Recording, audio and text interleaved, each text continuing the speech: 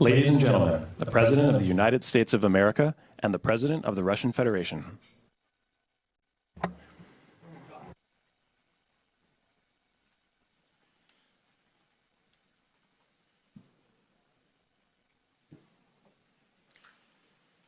Mr. President, ladies and gentlemen, our negotiations have been held in a constructive atmosphere of mutual respect. We have very thorough negotiations that were quite useful. I would like to thank once again my American counterpart for the proposal to travel out here to Alaska. It only makes sense that we've met here, because our countries, though separated by the oceans, are close neighbors. So when we've met, when I came out of the plane and I've said, "Good afternoon, dear neighbor. Very good to see you.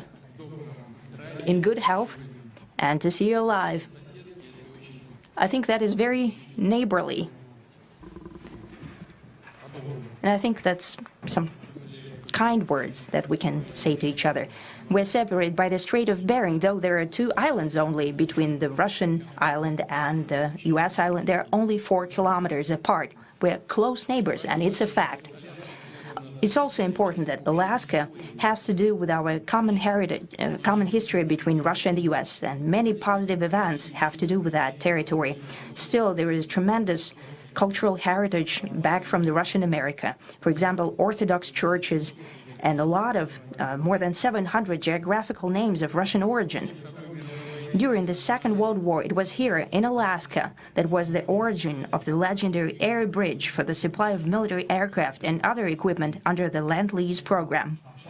It was a dangerous and treacherous route over the vast emptiness of ice. However, the pilots of both countries did everything to bring closer the victory. They risked their lives and they gave it all for the common victory. I was just in the city of Magadan in Russia, and there is a memorial there dedicated to the Russian and the U.S. pilots. And there are 2 flags, the U.S. flag and the Russian flag. And I know that here as well there is such a memorial. There is a military burial place several kilometers away from here.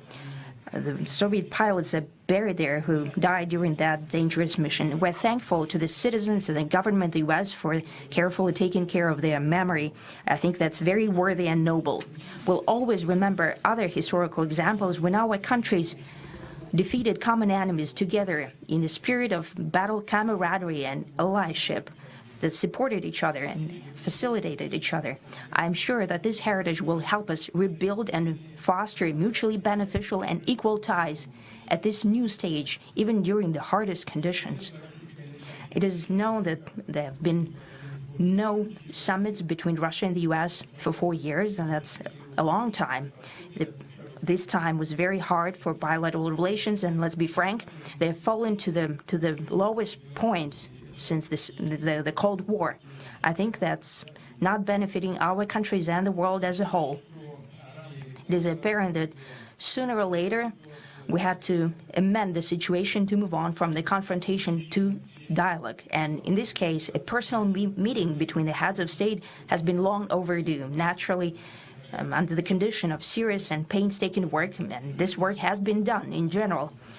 Me and President Trump have very good direct contact. We've spoken multiple times. We spoke frankly on the phone. And Special Envoy of the President, Mr. Witkoff, traveled out to Russia several times. Our advisors and heads of foreign ministries kept in touch all the time. And you know fully well that one of the central issues was the situation around Ukraine. We see the strive of the administration and President Trump personally to help facilitate the resolution of the Ukrainian conflict. And his strive to get to the crux of the matter, to understand this history, is precious. As I've said, the situation in Ukraine has to do with fundamental threats to our security. Moreover, we've always considered the Ukrainian nation, and I've said it multiple times, a brotherly nation, however strange it may sound in these conditions. We have the same roots, and everything that's happening is a tragedy for us and terrible wound. Therefore, the country is sincerely interested in putting an end to it.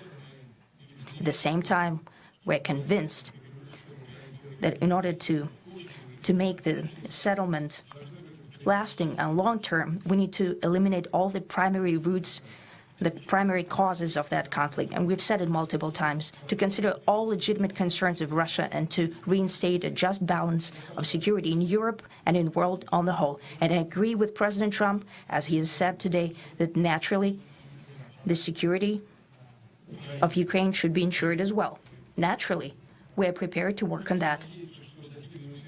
I would like to hope that the agreement that we've reached together will help us bring closer that goal and will pave the path towards peace in Ukraine. We expect that Kiev and European capitals will perceive that constructively and that they won't throw a wrench in the works. They will not make any attempts to use some backroom dealings to conduct provocations to torpedo the nascent progress. Incidentally, when the new administration came to power, bilateral trade started to grow. It's still very symbolic. Still, we have a growth of 20%. As I've said, we have a lot of dimensions for joint work. It is clear that the U.S. and Russian investment and business cooperation has tremendous potential.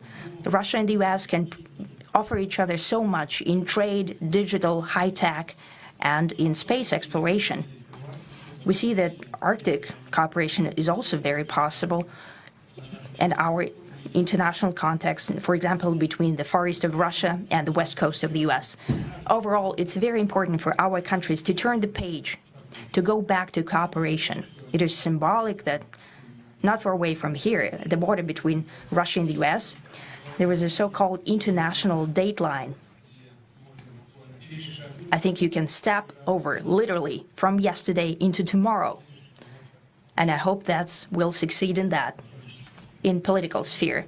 I would like to thank President Trump for our joint work, for the well-wishing and trustworthy tone of our conversation. It's important that both sides are result-oriented, and we see that the President of the U.S. has a very clear idea of what he would like to achieve. He sincerely cares about prosperity of his nation. Still, he understands that Russia has its own national interests. I expect that today's agreements will be the starting point, not only for the solution of the Ukrainian issue, but also will help us bring back business-like and pragmatic relations between Russia and the U.S. And in the end, I would like to add one more thing. I'd like to remind you that in 2022, during the last contact with the previous administration, I tried to convince my previous American colleague that the situation should not be brought to the point of no return when it would come to hostilities. And I said it quite directly back then, that it's a big mistake. Today, when President Trump saying that if he was the president back then, there will be no war. And I'm quite sure that it would indeed be so. And I can confirm that. I think that overall, me and President Trump have built a very good, business-like and trustworthy contact. And I have every reason to believe that moving down this path, we can come, and the sooner the better, to the end of the conflict in Ukraine. Thank you. Thank you.